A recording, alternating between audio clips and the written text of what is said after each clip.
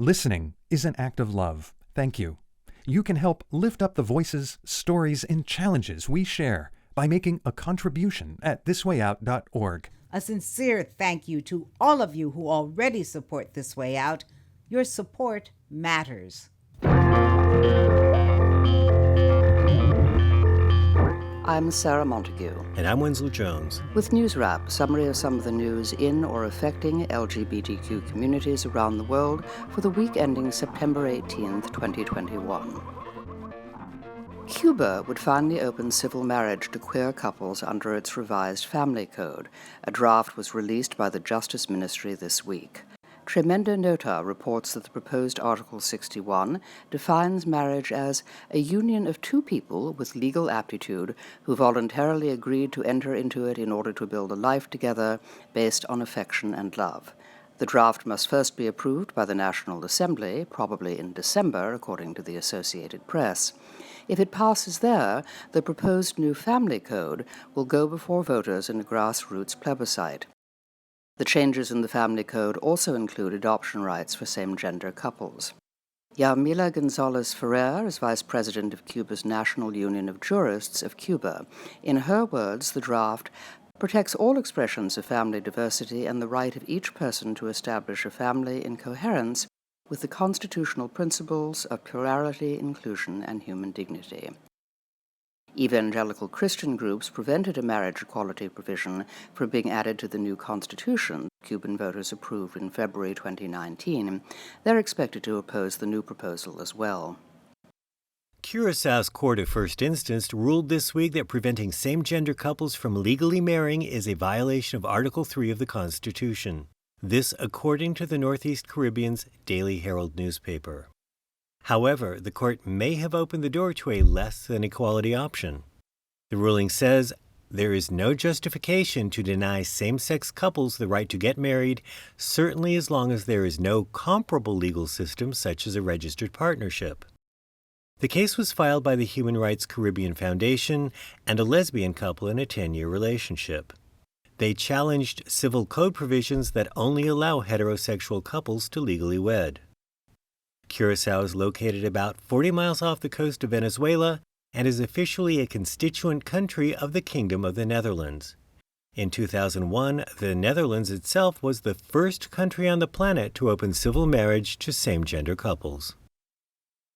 COVID-19 has forced the postponement of the 2022 Gay Games in Hong Kong. Organizers announced on September 15th that the pandemic requires at least a one-year delay. Their statement said in part that this decision has been primarily made due to the unpredictable progression of COVID variants and the corresponding travel restrictions that continue to make it challenging for participants from around the world to make plans to travel to Hong Kong. COVID has also forced Taiwan's annual LGBTQ Pride Parade in Taipei to go virtual for the first time. More than 130,000 people celebrated last year when the contagion was more controlled. But as Taiwan News reports, as the nation is currently struggling to curb the spread of the Delta variant, organizers have decided it would be impossible to meet pandemic prevention standards this year. The Taiwan Rainbow Civil Action Association promises to build an interactive website to provide an immersive online parade experience in place of its annual event. Discussions of queer issues, celebrity shows and chats, and a 100-vendor online market peddling Pride-related merchandise will be included. Suspects have finally been arrested for the April 2019 murder of Irish lesbian journalist Lyra McKee. She was reporting on riots in the Northern Ireland city of Derry when she was shot in the head.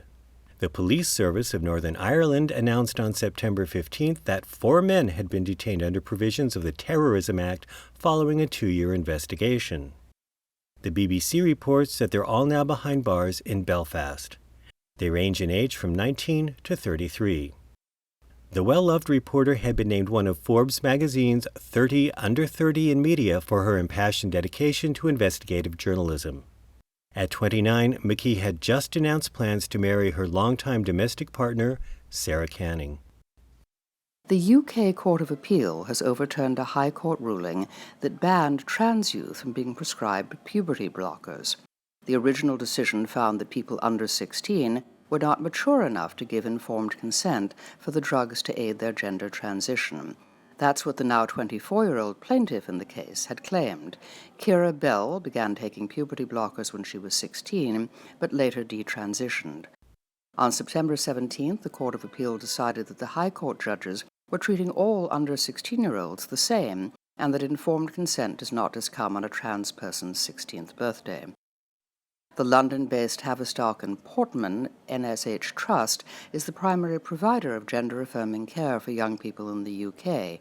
They had been forced to stop providing those services after the High Court ruling, so it was no surprise that a statement from them praised the Court of Appeal reversal. Kira Bell may not let the issue die, however. The Guardian reports that the plaintiff intends to appeal the ruling to the UK Supreme Court. Reverend Megan Rohrer made history this week when they were installed as the first transgender bishop of the Evangelical Lutheran Church in America. The ceremony was held at San Francisco's fabled Grace Cathedral, where they once served as a pastor. They were elected in May and will oversee almost 200 congregations in the Sierra Pacific Synod of Northern California and Northern Nevada during their 6-year term. Rohrer is married and lives in the Bay Area with their wife and 2 children. They told Cosmopolitan magazine in 2018 that homophobia and transphobia are based on feelings, not logic. Their advice: the way to respond to that is by being our best self and by being louder than other people's fear. With 3.3 million members, the Evangelical Lutheran Church in America is one of the country's largest Christian denominations. The National Football League's Washington football team also made a bit of history this week by hosting its first Pride Night. In addition to special sections at the FedEx Field for Pride Night attendees to watch the September 16th game together, the team threw a pre-game party offering beer, wine, and food to Pride Night fans. It was a nail-biter, with the as-then not offensive epithet-free named Washington football team defeating the New York Giants 30-29. Meanwhile, the NFL's first openly gay professional football player made an auspicious debut in his first regular season game. Las Vegas Raiders defensive end Carl Nassib forced a fumble in overtime against the Baltimore Ravens that opened the door for the Raiders' offense. Here's the call on ESPN's Monday Night Football. 3rd and 7. Jackson trying to get out, can't do it. He's taken down and it's out. And the Raiders have recovered it. Carl Nassib had the hit on Jackson, who was down. Only now is Lamar picking himself up. Darius Philon fell on the football. Nassib poked it free, and the Raiders are back in business. The Raiders went on to win the game 30-27.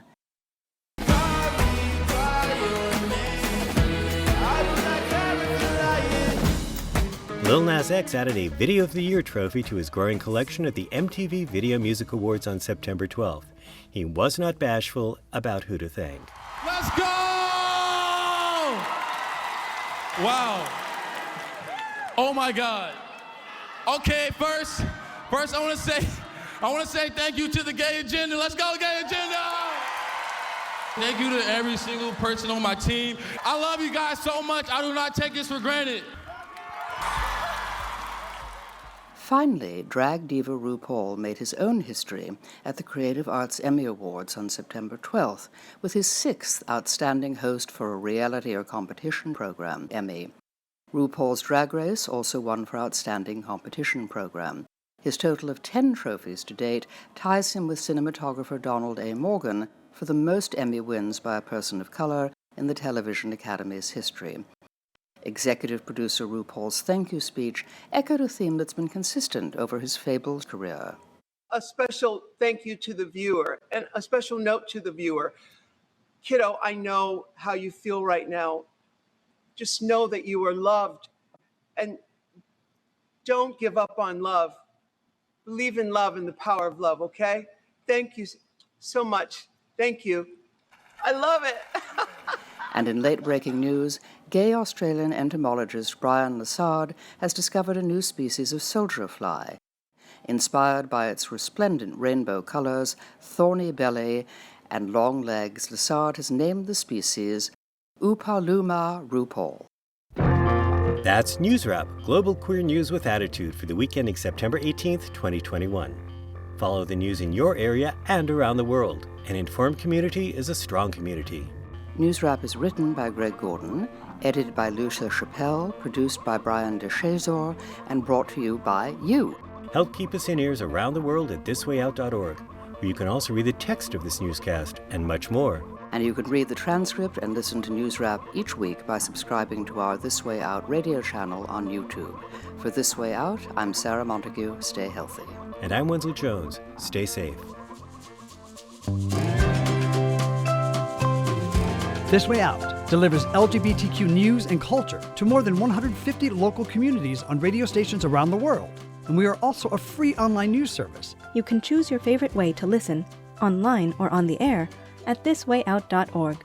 Please sign up for our free e-newsletter, Inside This Way Out. We'll respect your trust in us and make sure your personal information is never shared with others. Just send us an email at info@thiswayout.org to receive the informative and unique addition to the show. You'll be invited to join us for a more in-depth look into our stories and be encouraged to learn more about This Way Out's 3 decades of broadcast activism. We hope you choose to join us in celebration of LGBTQ history and culture. Email us at info@thiswayout.org to join the movement. We'll make sure you always know what's going on inside This Way Out.